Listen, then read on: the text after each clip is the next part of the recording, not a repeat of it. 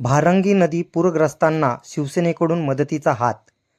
शहापूर शहरामधील भारंगी नदीला 6 जुलै रोजी रात्री झालेल्या अतिवृष्टीमुळे पूर आल्याने नदी किनारे असलेल्या कळंबा ग्रामपंचायत हद्दीतील काही घरांमध्ये पुराचे पाणी घुसून अतोनात नुकसान झाले आहे. या भागातील गुजराती बाग व गुजराती नगर परिसराला पुराचा जबर फटका बसला आहे.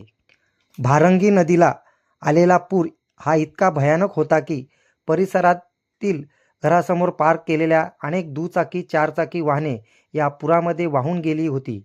रहिवाशांनी प्रसंग अवधान राखल्याने सुदैवाने जीवितहानी टळली. या घटनेची तात्काळ दखल शिवसेनेचे मुख्य नेते महाराष्ट्र राज्याचे मुख्यमंत्री एकनाथ शिंदे यांनी घेतली असून शिवसेनेचे उपनेते प्रकाश पाटील यांनी 7 जुलै रोजी नुकसानग्रस्त भागाची पाहणी करून नुकसानग्रस्त नागरिकांशी संवाद साधून त्यांना दिलासा दिला.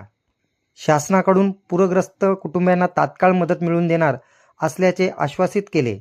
याशिवाय 9 जुलै रोजी शिवसेना उपनेते प्रकाश पाटील व जिल्हाप्रमुख मारुती धिरडे यांनी आपल्या शिवसैनिकांसोबत पूरग्रस्त 72 कुटुंबियांची भेट घेऊन शालेय विद्यार्थ्यांना स्कूल बॅग, शैक्षणिक साहित्य, पूरग्रस्त महिलांना साड्या तसेच तात्पुरती आर्थिक मदत म्हणून प्रत्येक कुटुंबास 10,000 रुपये देऊन माणुसकीचे दर्शन घडवलेले आहे.